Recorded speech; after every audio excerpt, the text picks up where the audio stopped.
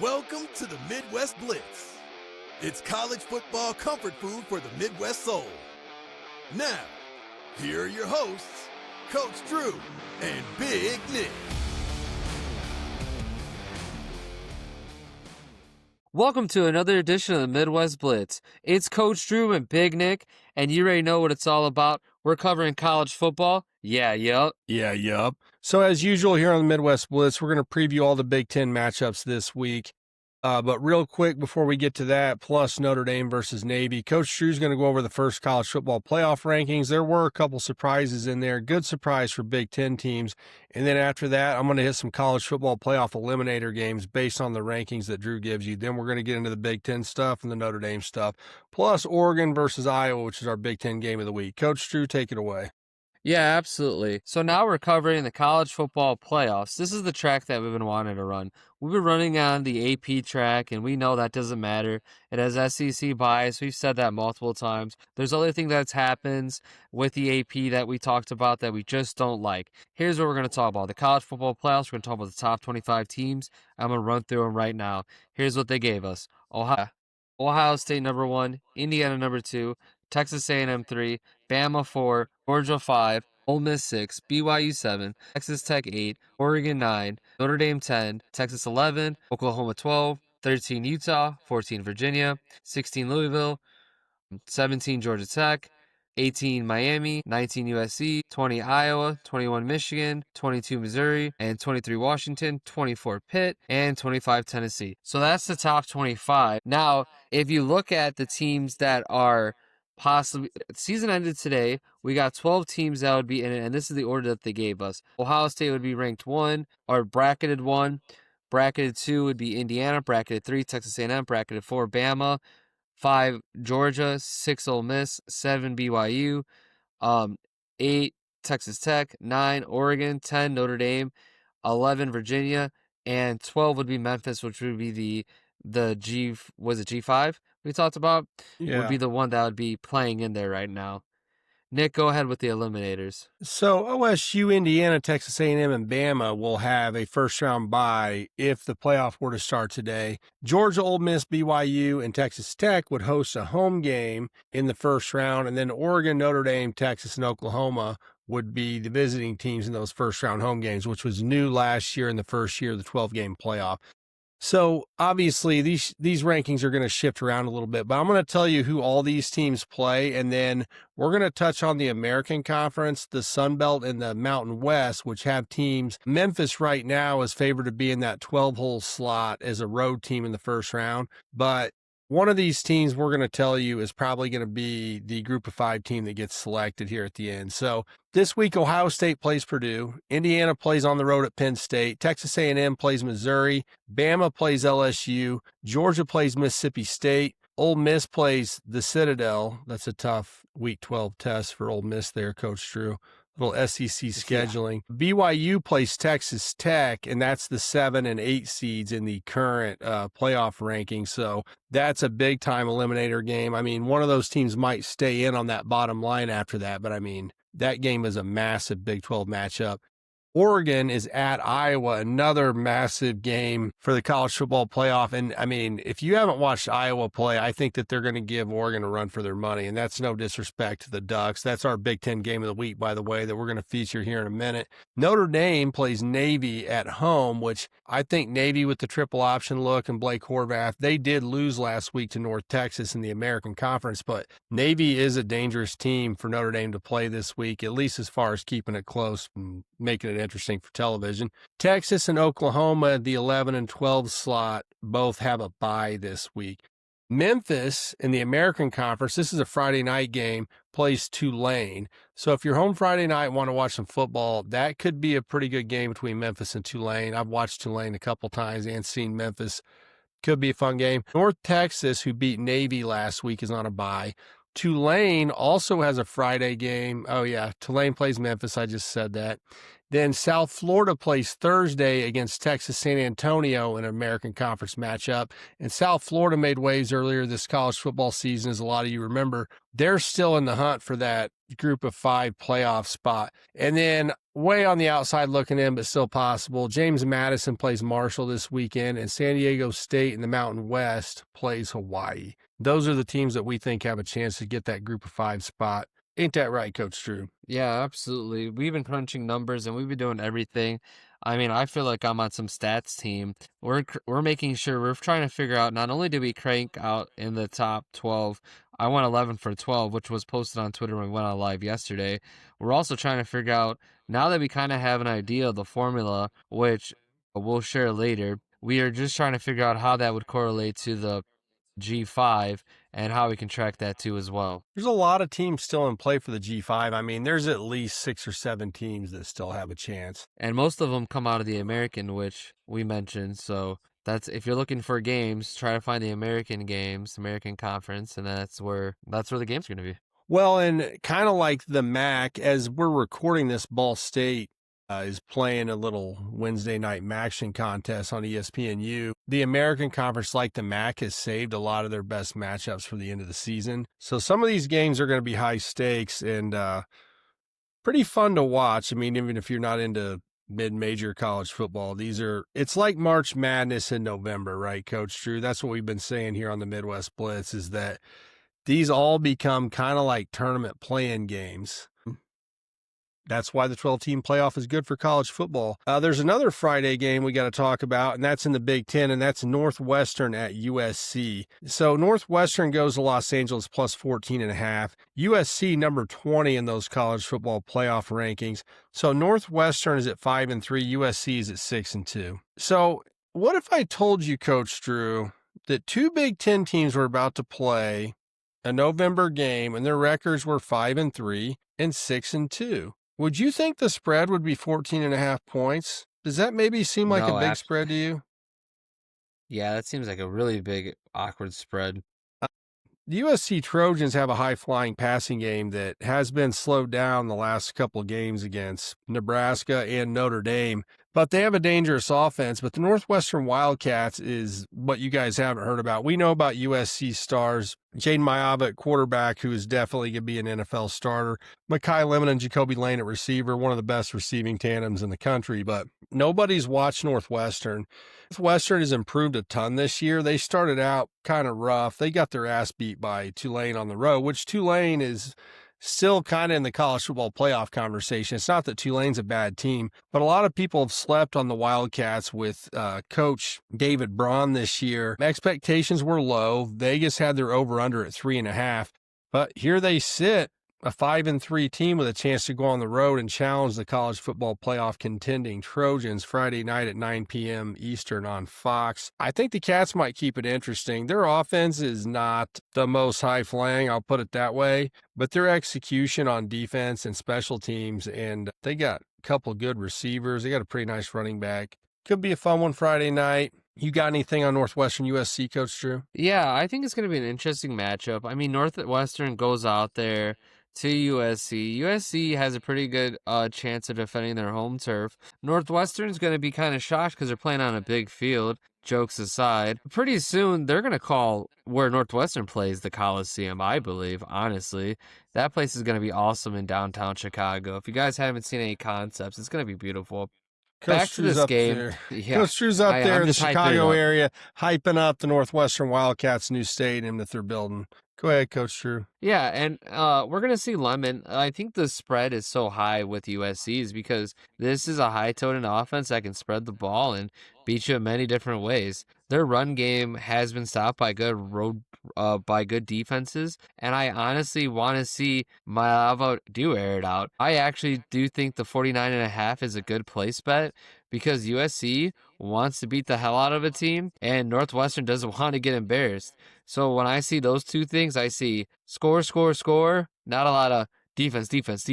As we alluded to, point differential matters in the eyes of the college football playoffs. I wonder if Northwestern steals a little bit of Nebraska's game plan from last week to keep the passing game from USC in check. I misspoke a second ago when I said that Notre Dame held down the USC passing game. They really didn't. They held down the USC run game, though, which Coach Drew just alluded to. I don't know. The Cats are going to go in there and try to muddy it up. You want to go to Happy Valley and talk about Indiana Penn State, Coach Drew? Yeah, well, it should be called Normal Valley, or I don't want to say Sad Valley. I don't want to Not so allude to Happy anything Valley. worse. It's kind of like if they put up a like one of those like masks and they're smiling, but deep behind there they're crying. It's one of those old memes that you see. But they're like, "Oh, everyone's happy here. Our coach is gone. Our quarterback that we love so much is out for the season. Our college football hopes are gone." This team right now in Happy Valley has no wins in the Big Ten, Nick, and they're playing IU. Tell us what it's all about over here. All right, this message is for Indiana Hoosier fans. Listen up.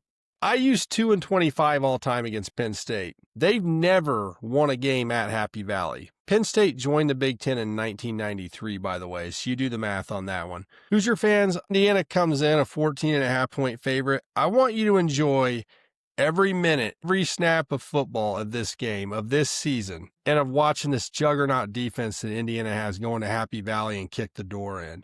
Indiana's going to win at Penn State on Saturday. And if you can't enjoy that, you're not an Indiana football fan. Penn State couldn't throw the ball when Drew Aller was healthy. There's no way in hell they can throw the ball or really do much of anything in the current state of that offense. I mean, they've got talented running backs. They might have a little success running the ball, but they haven't seen a defense or a front like Indiana's this year. Just enjoy it. I've waited my whole life to see Indiana go up there and win a game. We're going to see it on Saturday. Don't get bored if they're up by 40 points and turn it off. Savor every moment of it. It's a special season, Indiana fans. I got IU minus 14.5, Coach Drew. Yeah, I'm gonna take IU as well. This is a special time. I mean, we got friends, Fernando Heisman Doza, who's being this is crazy. If the Jets get the first overall draft pick, right, and Goodell goes up there with the first pick of the NFL draft, the New York Jets select Fernando Mendoza. No, he's not going to say it as cool as that. But just in reference, he's an IU quarterback. I'm excited. I think that's really cool. I'm a Notre Dame fan. Obviously, I'm not going to hide it. And I always root for like seeing a Notre Dame quarterback get drafted high. Hell, if an IU quarterback can get drafted first overall, I think that's second best in my books. I know it's number one in your books, Nick, but I just want to throw it out there. I want to see him put up some numbers, and I don't want them to be happy anymore. Shout out to that lineman, though. He was getting booed, and he saw somebody on the equipment staff struggling. He hopped over, and he was still getting booed and helped them move the equipment.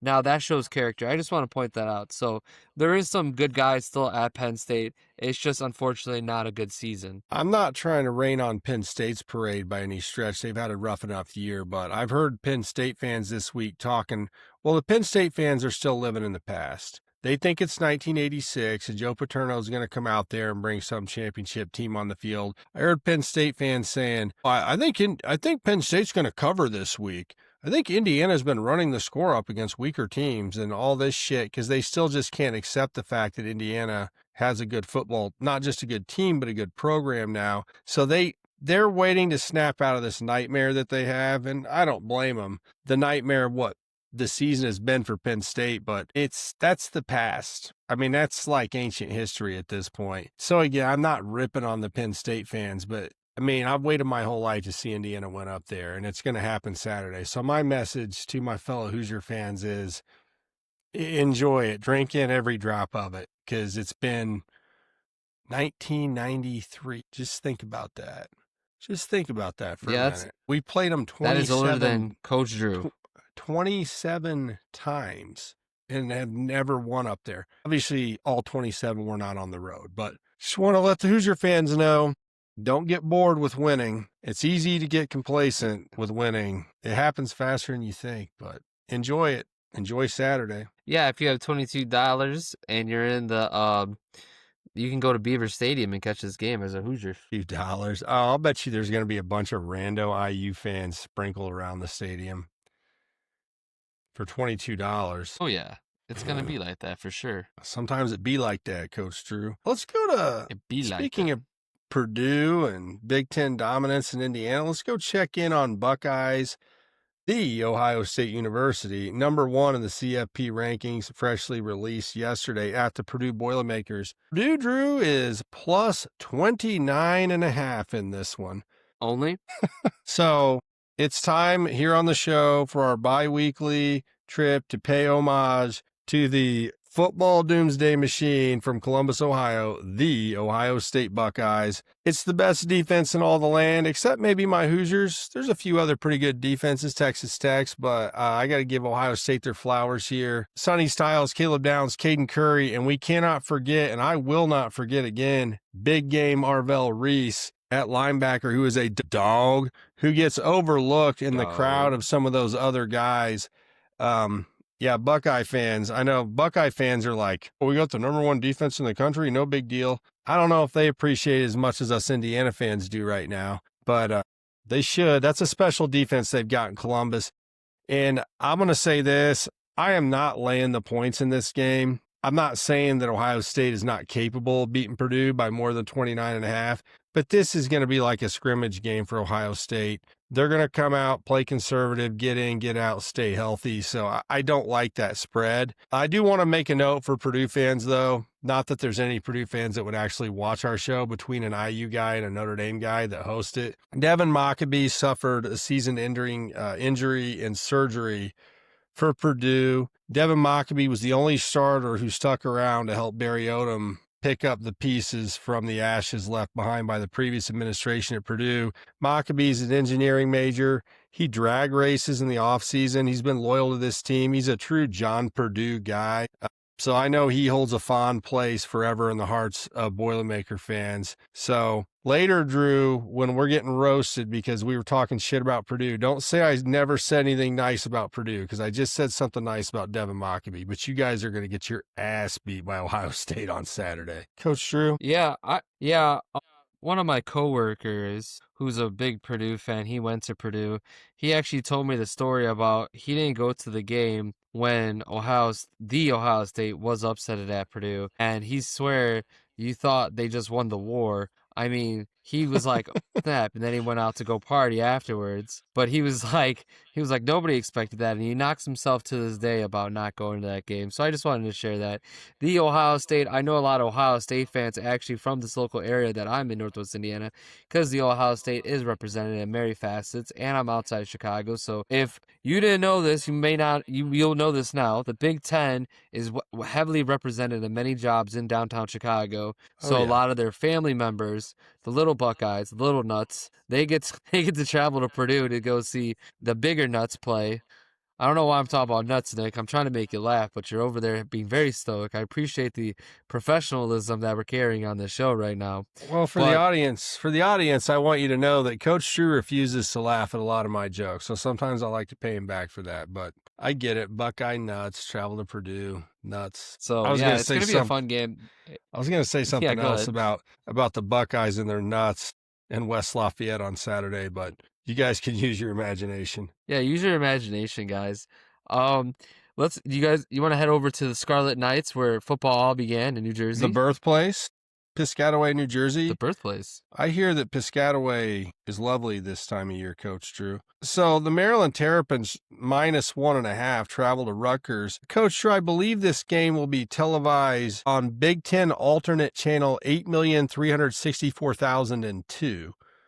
But if you guys are so inclined to make this interesting, and I'm talking to you true degenerate gamblers, take Maryland -1.5 on the road. Rutgers' offense has been decent this year. Maryland's defense has been very good despite their record. They gave Indiana fits in the first quarter last week. Bet the Terrapins. Malik Washington is going to have career numbers against this Rutgers secondary this week, which has gotten toasted over and over again like a bagel before you spread cream cheese on it. I really like Maryland in this game, and if you're bored enough to tune in to Big Ten alternate channel 8,364,002, play money on the Terps, Coach Drew. What do you think about that? Yeah, I think the Terps just got annihilated, kind of ran over by a Hoosier, whatever that is.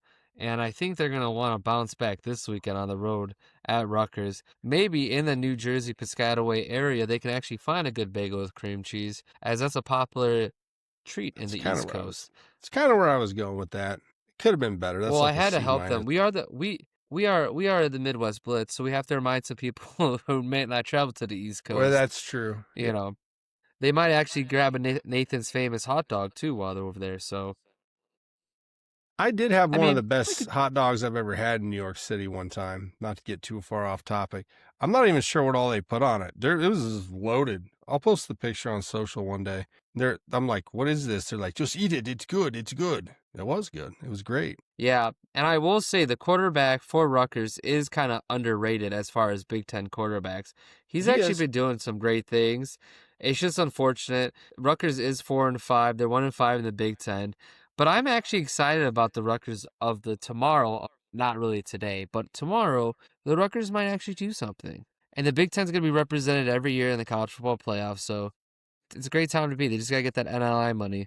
They just got to find the first ever Rutgers football players' families that, trust funds and get some money there. Am I doing conspiracies? Who knows? We'll do That's that what we do on in Midwest Blitz. We'll do that on the Midwest Goodbye, Coach Drew. At the end, we'll do conspiracy theories. Let's head to Iowa City, where the number 9 ranked Oregon Ducks, number 9 according to the new CFP, not number 6 like they were in the AP and coaches poll before, head to meet the freshly minted number 20 Iowa Hawkeyes.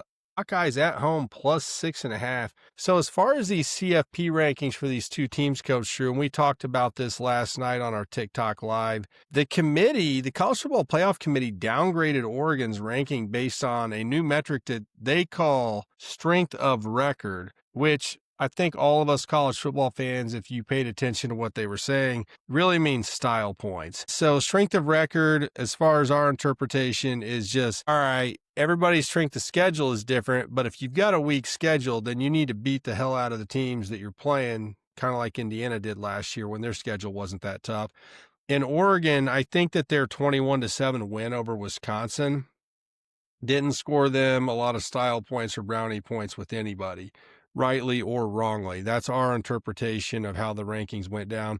Whereas on the other side of the coin, the Hawkeyes, who have been really rolling and taking care of business the last few weeks, they got a boost from their strength of record, air quotes, meaning style points, for blowout win against Minnesota and Wisconsin. So a head-to-head opponent, I think Iowa beat Wisconsin 38-0.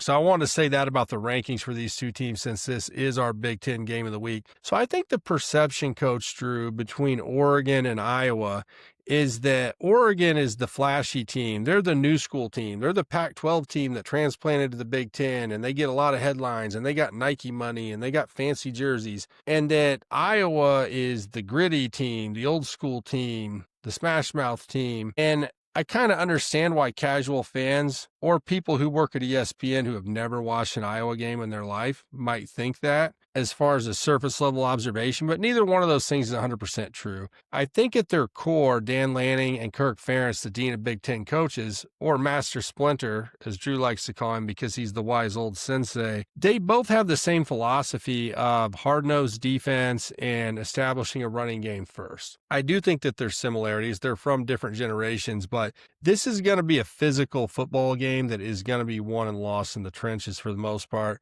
So we'll give you a few stats real quick. Iowa's offense is ranked number 53 in scoring offense, which you're like, 53 is not very high, but they're scoring 31 points a game. So this Iowa team is not the Iowa teams from a couple of years ago who would win a game 10-3 or whatever. It's not like that. Now, on the other side of the ball, this Oregon defense is number 6 in the country in scoring defense at 13.5 points a game. The knock on this Oregon defense right now, Drew, is that their pass rush has been disappointing and underwhelming based on the level of talent that they have. And I don't want to call out any individual players in that assessment, but their sack totals just don't really stack up with the level of recruiting stars and adulation that some of the guys in their defensive front had coming in from a preseason perspective. But I will say about this Oregon team, this ain't the pass rush game, baby. This is the stop the run game, and they got some big old boys that can stop the run. Washington and Bear Alexander at defensive tackle, Ugalele at defensive end, Betcher at linebacker. I don't want to leave, I'm not going to name everybody on the defense, but they got some badasses up front on that front seven, and that's what they're going to have to do against this Hawkeye team. I think we know what to expect from this Hawkeye offense for the most part, Coach Drew, which is, Kamari Moulton's going to be ready as always at running back for the Hawkeyes. I mean, I feel like and, it's an exaggeration maybe, but I feel like I look at an Iowa box score and it's a reliable Kamari Moulton for 14 or 50 carries for 75 to 80 yards or something. He's going to go out there and get you close to 5 yards a pop, bang between the tackles behind that stud offensive line that Iowa has. I think the key for Iowa offensively, or at least what I would like to see them do, I think they need to get All-American kick returner Caden Wheatgen involved in the offense and get him some more touches than what he's been getting. I think he's averaging about 5-point-something offensive touches a game. Then obviously he gets his kick and punt return opportunities. I think if they incorporate Wheatgen a little more into the screen game with some at least fake end-arounds, jet sweep type of plays, it will allow Iowa to spread and stretch this Oregon defense side to side, which could give them more opportunities to run it between the tackles, which is really what they want to do. Gronowski also has been a little dinged up with kind of a knee injury. He is good to play this weekend. That's something to keep an eye on, though. Now let's look at the Duck offense versus the Hawkeye defense. So the Ducks are number 5 in scoring offense in the country at 41 points a game. And isn't it kind of funny, Drew, that they bang them? The CFP committee dings them for style points when they've got the number 6 scoring defense and the number 5 scoring offense. It's a little, I feel like maybe they were picking on the Ducks a little bit. I don't know if that's with any malintent, but I just wanted to point that out, that their numbers don't look like a team that doesn't have style points. So anyway, the Oregon offense has kind of struggled to pass recently. At the beginning of the year, Dante Moore, who I like a lot, was getting a lot of Heisman hype at quarterback, but they've went from being one of the top-ranked passing teams in the country to the number 5th or around 5th in passing as the seasons went along. I think part of that has to do with defenses, Wisconsin in particular, that kind of went into like some softer shell coverages with some zone looks where they're just like, we're not going to let you beat us throwing the ball deep. We're going to kind of keep you in front of us and force you to beat us running it. And Oregon is a good running team. As I said earlier, I know that Dan Lanning hangs his hat on physicality in the running game, but I just think that some of the things maybe that worked for Oregon at the beginning of the year have been taken away as the seasons went along. So I think a key for Oregon in this game, as they face a stout, and I mean stout, front 7 from the Iowa Hawkeyes, is to do kind of what they've been doing all year, which is to rotate running backs. And that's kind of what they've done. They've got 3 guys who have pretty close to the same yardage totals. Just keep hammering away at that Iowa defense. You cannot be impatient if you're Dante Moore in this game when, you have a couple drives, 2 or 3 drives at the beginning where you don't score and just think that you're going to throw deep. You have a fly? Is there a fly in your room, Coach Drew, in your office, in your recording studio? What's going on over there? You got a fly? Mm-hmm. No? Okay. Did you take some Benadryl? Why is there... No. Don't watch me. Watch Coach Drew. I have a projector going in front of me. That's why. Sorry. I have multiple screens going. Guys, while Nick is talking and giving you some great insight here, I'm trying to figure out some more insight and help him. Sorry. So the Hawkeye defense is the number 4 scoring defense in the country at 13 points a game. And this Hawkeye defense in particular, talking about going against the stereotypes that both of these teams have, this Hawkeye defense is more athletic than advertised, especially in the front 7. This is a pass rush by committee. I think one of the keys for them, and I would bet you a crisp $20 bill, Coach Drew, if you're still awake, that part of the game plan is to limit DeCorian Moore in the passing game because he is Oregon's biggest deep threat. They're going to find ways to situationally double team him and bracket him. And then they're going to try to do what they did to Indiana, which is to drag you into the mud and have a rock fight in the mud in Iowa City with a children's hospital next door. That's what they're going to do. Drew, to me, as a football guy who enjoys line of scrimmage play and hard-hitting football, I'm really looking forward to this game. Very much looking forward to this game. I want to say one more thing. Special teams in this game are huge. As we stated, Iowa's got an All-American kick and punt returner.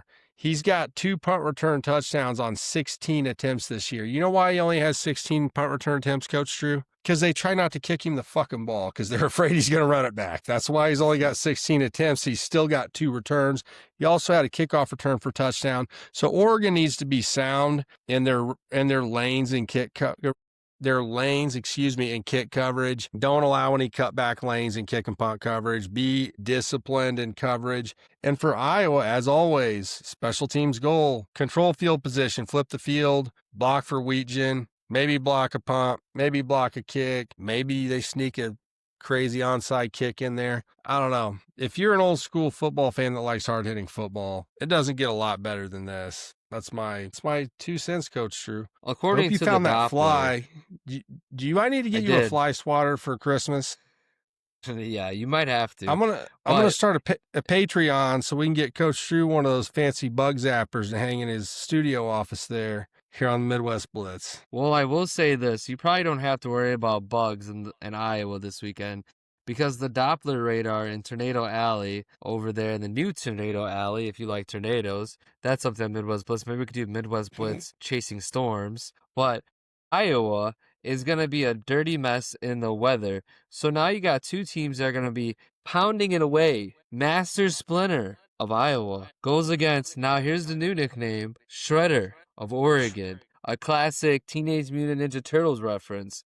So now we got these 2 masterminds going against each other.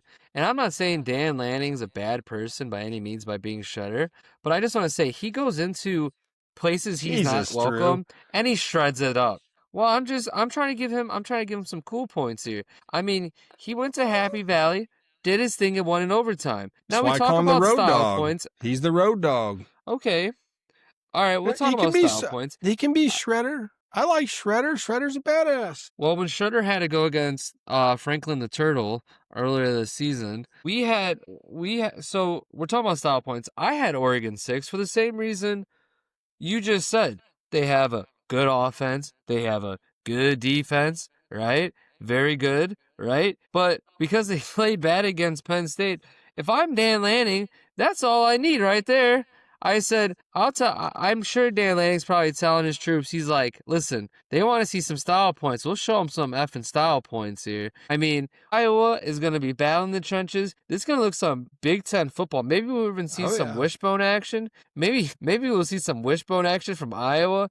That's unfortunate. Gronkowski, one of our favorite horses to run the racetrack, if he's limping around, we don't want to see that. They have been beating teams. Actually, Iowa, I believe, has a top 25 point differential team margin, so they are blowing out teams. When they first started the season, they weren't, and we're sorry that we didn't say that. They're beating the hell out of people right now.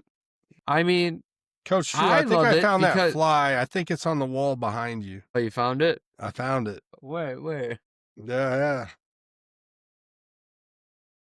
The other thing, too, is I'm going to tell you guys, there's this thing about PC bias and the AP Bowl that we talk about. Welcome to the show, Iowa, a team that we've been talking about for months, right when it actually matters. Not the AP, the college football playoffs. We've been talking about this, previewing this team for months. Yeah, they lost to Iowa State, and we're not going to bring up bad memories. That was a nightmare. Farmageddon. Listen, now you look at it and you're like, whoa.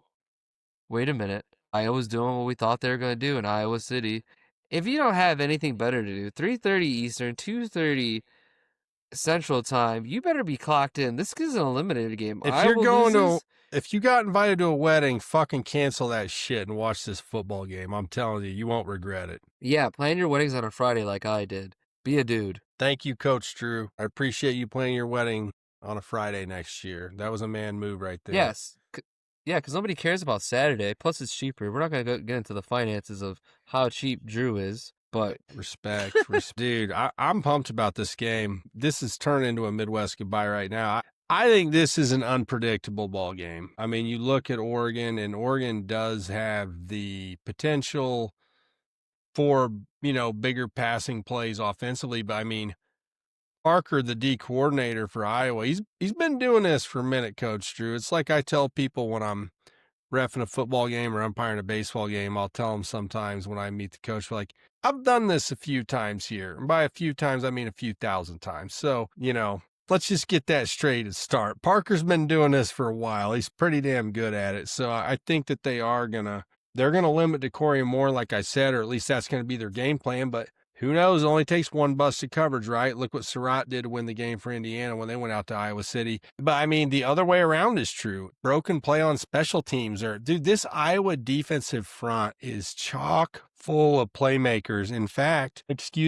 I would compare this Iowa front seven in some ways to the Indiana front seven in that there's not just one or two star players that make all the plays. It's a very much like, hey, when the ball comes my way, it's my turn. When the ball goes the other way, it's your turn. And I'm going to maintain rush lanes and all that coach shit that I'm not going to bore you guys with, especially on audio only. But anybody in this Iowa front seven is capable of knocking your dick in the dirt. And that's why I like watching Iowa football. I mean, their offensive line we've been bragging about all year. I know some of the Iowa fans thought we were selling them short a few weeks ago. And maybe I did sell them short just one time this year. But we've been on the Hawkeyes, and I also really love Dan Lanning as a coach and enjoy watching Oregon. So this is going to be, for real Big Ten football fans, this is absolute must-see TV. Absolutely. One team's going to be eliminated. Another team's going to be basically eliminated. I don't want to see these teams eliminated. I don't want to see it, but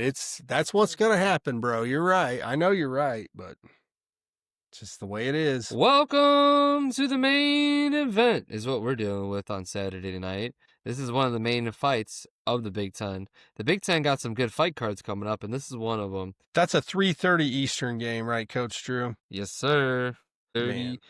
Oh, yeah. That's Oregon's noon, if anybody was paying attention to that. Yeah, so we were questioning Oregon traveling east. I feel like they should, especially with Dan Lanning being the road dog, as I've named him. I was going to say this about the road dog, Coach Drew. You know how they mock the other team's stadium celebrations? Like they mocked Jump Around last year, and then they did something for the whiteout at Penn State this year. Where they wore whiteout. They were all white. Right. So what do they do for the Children's Hospital wave? Are they just ready to wave? Is that they're just like, yep, hello? Because you can't make fun of that. You can't. I think that's a mutual ground. I think they'll find other things. Maybe if Iowa's playing weird and they're just running the ball and Oregon runs up the score, they might go night-night or snooze and be like, this offense is boring, which some people have Iowa being offensive boring sometimes. So I think that's the only mocking they would do. I think the Children's wave is kind of like, it's a little rough. They're going to go the day before. Then he would be Shredder, right? He would be. They're going to go the day before and sign autographs at the Children's Hospital just to steal the thunder. I don't know. I thought about though, like, oh, that's the stadium celebration that you actually cannot mock. I had a little funny daydream in my head about that, but yeah, what a great ball game. Hey, speaking of Jump Around, you want to go to Madison, Wisconsin? It's on the list. Yeah, we can go to Madison, Wisconsin. What's happening down there? Are they playing football still? They are playing football up there is what I heard, Coach Drew. And the freshly minted number 23 CFP ranked Washington Huskies travel to Madison. Badgers plus 11.5 at home at 4:30 Eastern Standard Time. Now, Coach Drew, I like to dig up on occasion some of these gambling statistics about, streaks and cover this and straight up this and against the spread that. So I just want to let everyone in the audience know the Washington Huskies, their last 8 games after bye week are 0-8 against the spread. And that fucking streak ends on Saturday when they go to Wisconsin. Lay the points. I got Washington. It was minus 10.5 when I got it. I think it's 11.5 right now. Lay the points. This is a big day. Going to be a big day for Denzel Boston and Damon Williams, underrated quarterback. Denzel Boston deserves to be on my most underrated players in the country list. This guy's got a bright NFL future at wide receiver. And Damon Williams, who Jed Fish called the face of Washington Husky football at quarterback, is fun to watch. Highly talented kid. Runs and guns, slings that thing. Yeah, 0-8 after the spread shit is over. Huskies cover on the road at Wisconsin. And the main reason is that I don't really trust Washington's defense all that much, but Wisconsin's offense is just not, are they on their 7th string quarterback at this point? They're just not capable of putting up a lot of points against anybody with a pulse right now, unfortunately. And if you're new to the Midwest Blitz, we are not rooting against Bucky the Badger or Wisconsin. I'm a fan of Luke Fickell as a coach. I always have been. despite not being an Ohio State fan. He was the interim coach there years ago.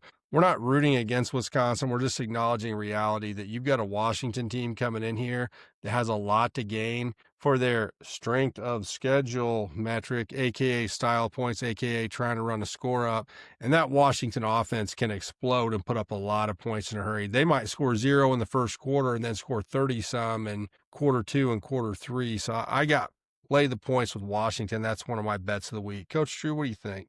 Yeah, one of the most underrated quarterbacks in Williams, and you have Coleman at wide receiver, who's a dog, and you have Boston, who's a dog. I mean, Wisconsin did start with the season being, having one of the hardest SOS strength of schedules, not to be mixed with a SOR, that's a college football playoff stat, but SOS strength of schedule, that has diminished over time because of, well, we had to play games, but the beginning of the season did not look well. It still doesn't look well for Wisconsin. They haven't got a Big Ten win.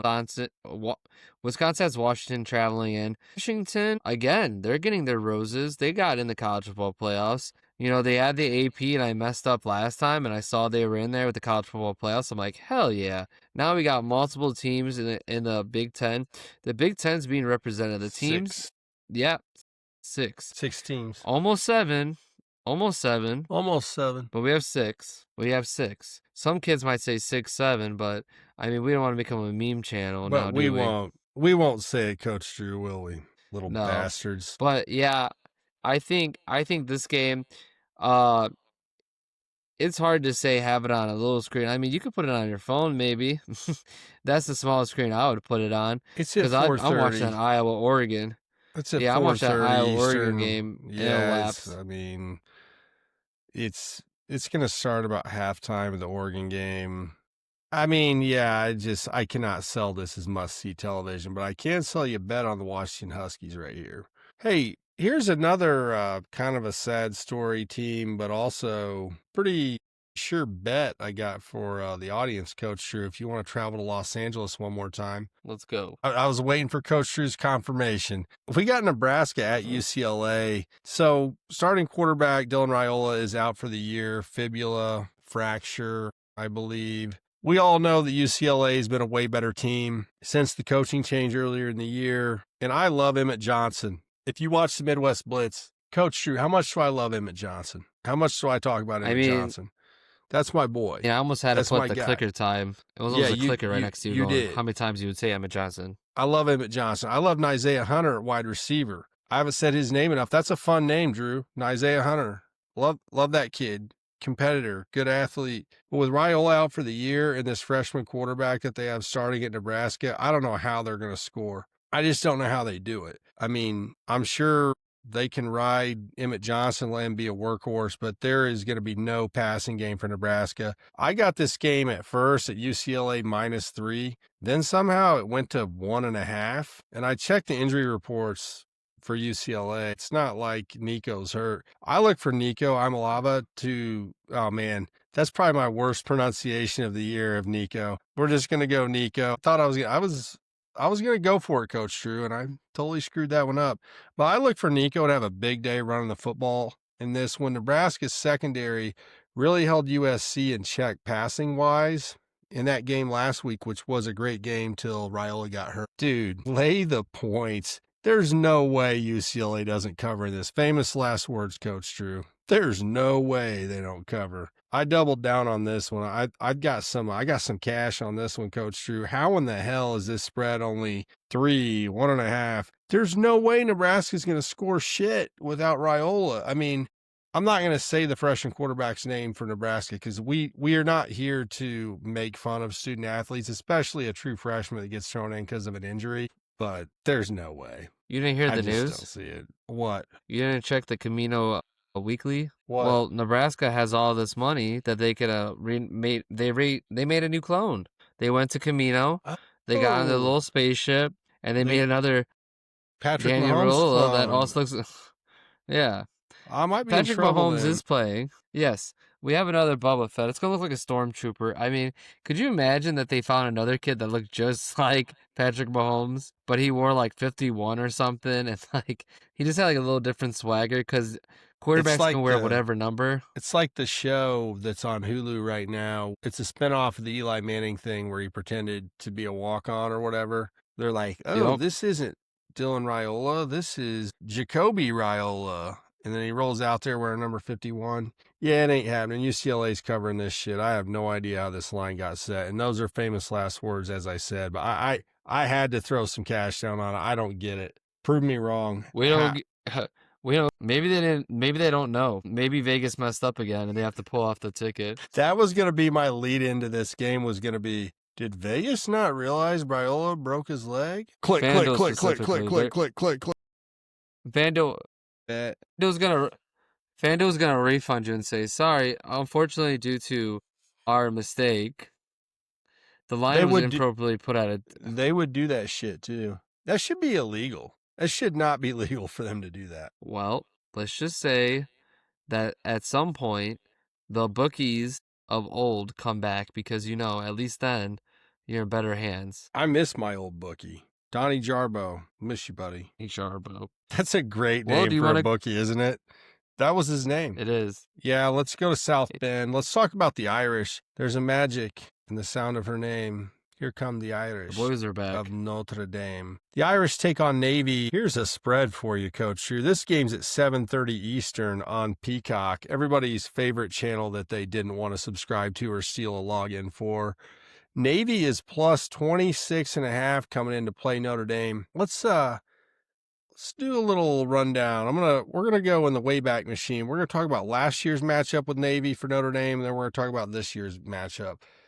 26.5 points. So last week, Navy lost to conference rival North Texas. Well, when you're a team that runs the option and you have an opponent that's in your conference that perceives you to be an equal, a good defensive coordinator in that situation really learns how to defend the option effectively. Now we're going to go back to last year's Navy game at Notre Dame. Navy had 6 turnovers. I was rewatching the game the other day. I did not make it all the way to the very end. Out of the 6 turnovers, at least 3 of them were completely unforced. It was Horvath at quarterback for Navy fumbling a snap, guys dropping a handoff, guys dropping a pitch that hits them right in the hands. What I'm getting at here, Coach Drew, is that Horvath last year ripped off some huge runs against this Notre Dame defense. And I think that there's a false security blanket potentially for Irish fans that they did a good job defending the option last year. When to my observation, I thought their strategy and game plan defending the option, and I used to coach against a really good option team when I coached high school football.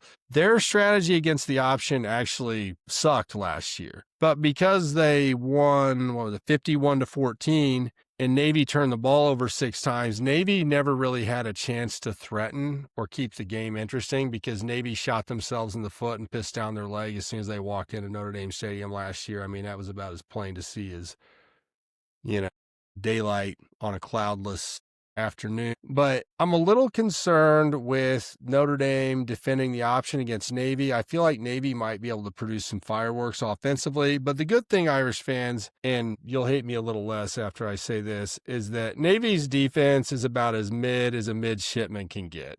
Their defense is not very good. So, I think Notre Dame should get close to scoring 50 points in this game, but I do think that Navy has a chance to make this interesting because I'm not sure that, you got a defensive coordinator in Chris Ash who me and Drew have, especially me, have been really hard on this year at times. He came from an NFL role. He was in an analyst position with the Buccaneers, I believe. But you know what you don't learn how to do as a defensive coach in the NFL, Coach Drew? What is that? Defend a service academy triple option offense. Nobody in the NFL runs that shit. They might run it on a trick play here or there. They're going to show it to you, but I don't see Notre Dame being primed to stop this. And I will say that Horvath for Navy is a maestro at running the option. Being an option quarterback is kind of like being a point guard in basketball where you're making a lot of quick decisions in the pick and roll type situation. I expect Notre Dame to win this game. I guess I just want to warn Irish fans, though, don't be surprised if Navy comes out and produces some good drives and puts up some points on you. It's the old cliche, it's hard to defend the option. And it is hard to defend the option if you don't play it all the time. But I want you to watch this, Coach Drew, on Saturday, okay? Against North Texas last week, they were attacking Horvath when he was on the edge running the option, and they were forcing him to pitch the ball behind the line of scrimmage, sometimes 2 yards in the backfield. The tape I saw from last year, he's getting 2 yards downfield before a Notre Dame guy challenges him to force him to make a decision. And so when you watch the game on Saturday, just keep an eye when Horvath gets on the edge and he's got a pitch man running the option. See how far up the field he gets before somebody from Notre Dame comes up and forces him to pitch the ball or tackles him. That's kind of what I'm concerned about. The Irish are going to win. I haven't bet Navy plus 26.5. I was thinking about it, but the fact that Navy's defense is as mid, as I said earlier, I don't know if I'm going to touch this point spread, but 26 is a lot for a Navy team that has an offense that is capable of putting up some points. Coach Drew, what do you say? We're going to play the which one is higher game, all right? I'll give you an easy one. Passing yards, CJ Carr or Horvath? CJ Carr. All right. Receiving yards, Faison or Heinrich? Heinrich? No. Okay. Faison. Yep, that's right. No, that's right. No, you're right. You're right. Heinrich for Navy. Yep. Okay. Now we're going to play rushing yards. Who has more rushing yards? Jeremiah Love or Horvath? Love. Dang. I knew that was going to be the change-up right there. You gave me fastball, change-up. Whoop. Missed it. Yep. And with less carries, it looks like he has 138 carries compared to Jeremiah Love's 141. What's He has Horvath 13 averaging? rushing touchdowns. Is he averaging about close to 8 yards a carry, Horvath? Let me see if I can pull that stat up. If you real can't quick. find it, I don't want to bog you down, but I think he's averaging around 7 point something. Yeah, it is. What is it? Like sevens. Yeah. You're welcome, America. See, we do our homework here on the Midwest Blitz. This isn't some Mickey Mouse Clubhouse bullshit where Stephen A. Smith and Skip Bayless come on here and compare notes about how much coke they did before the show or yell about LeBron James or whatever. We actually know football here on the Midwest Blitz. Yeah. And also, he's on the field all the time while Jeremiah Love is split with.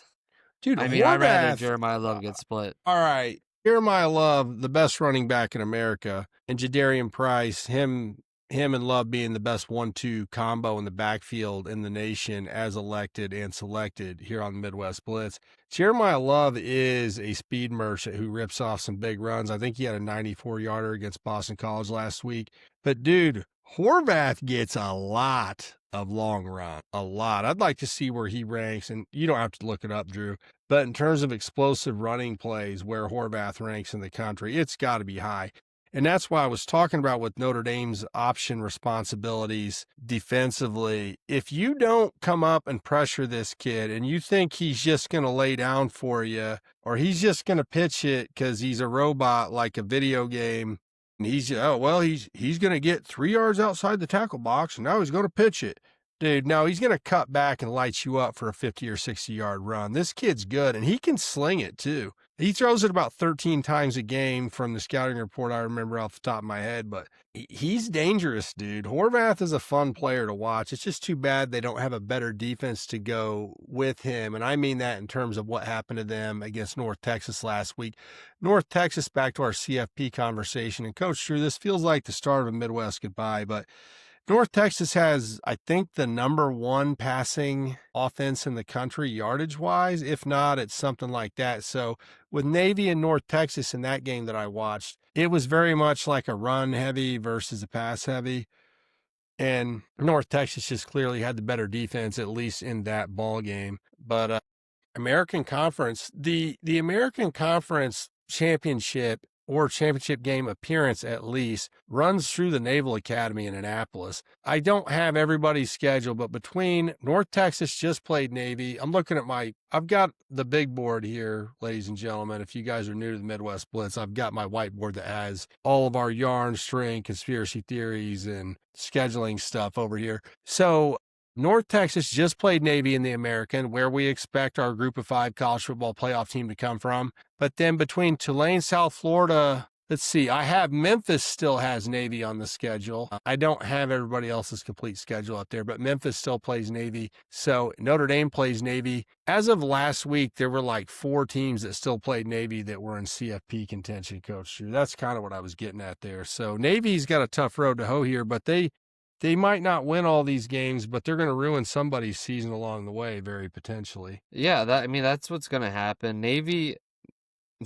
Navy's gonna run. It's gonna be we're looking at the schedule for the weather for the scheduled game, and it looks like it's gonna be rainy and cold, and it's gonna be like 48 degrees at 6:30 at South Bend.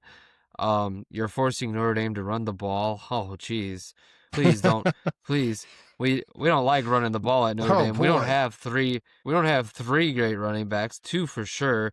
But I mean, some people sleep on Williams. Please don't ask us to run the ball. But yeah, so I just want to allude to that. It's going to be a raining day. The 2 teams are going to run a lot. Hopefully they get past a little bit. It might look like old school Navy. That's what I was about to say, an old school Navy Notre Dame triple option game. So between November 1st and their last game of the year, Navy had North Texas, which they already played, Notre Dame, and Memphis. So 3 potential CFP teams had to play the Midshipmen, not counting any earlier in the year. No, that's it. But anyway, Navy does have a lot of impact on the college football playoff in terms of the 3 teams that they play down the home stretch here. It's about that time for the Midwest goodbye. Coach Drew's a little sleepy. I'm not sure this Midwest goodbye is going to go as long as it usually does, Deacon, but Coach Drew's hanging in there like a champ. I think he finally got that fly that was buzzing around in his living room. Oh yeah, I got the fly. I forget that my projector's in front of me, so I look up and I look back and forth. And then, Deacon, you're going to appreciate this. Nick, you could talk about the Midwest goodbye. I have to go grab something. It's a lot of pressure, Coach Drew. So the Midwest goodbye was invented by Johnny Appleseed in the year 1802. Right, Coach Drew, you're a teacher. You know that. Yep, that's when Princeton also was the best college football team as well. It's around the time that the birthplace invented college football there in Piscataway. Was Princeton the team that Rutgers played? I think maybe it was, I think but so. In the first ever college football game. We have to bring out the for sword, that. Deacon. We hit a 4-banger, 4-legger, 4x4. I hope your screen is not as blurry when we publish this as it has been. It doesn't. It'll fix it, right? It records. So I can actually explain some things about our recordings. Nick might not know this because I'm the one who pulls the puppet strings over here. Because he doesn't tell me anything. We record it in a lower quality here, but then it uploads at a higher quality. So he doesn't know that. So that's why podcast equipment should be more expensive, Coach Drew. That's what we've been told anyway. Damn it. I'm going to go grab a gummy bear, Coach Drew. You want one? Yeah. Just say no. To sleep.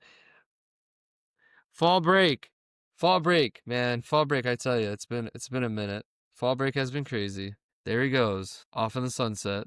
Where is he going? Where has he gone? He's coming back, y'all, I promise. Where is he? He's coming back.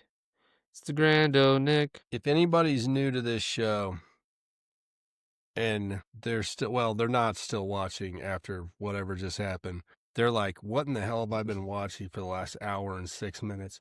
They're like, what? No, what they can't wrap their heads around is us hitting all our stats correctly, and it's documented. They don't want to admit that they don't follow. The College Football Playoff Committee doesn't want to admit that they don't follow Group of 5 football. And we're like, yeah, watch this shit, bitch. Boom. We're like, kaboom. We're like, these are the stats that you guys use, by the way, but we're not going to tell everybody, but we want you to acknowledge that it exists. It's point differential we changed that. Strength of schedule. We figured it out. Figured it out, America. Well, Coach Drew, before we end this Midwest goodbye, have you checked the fluid in your windshield washer, your washer fluid? Have you checked it? You gotta check your fluids. When's the last time you had your brakes changed, Coach Drew? I don't know. I just got the new car, so I gotta check when they recommend. You gotta get your Carfax there, son.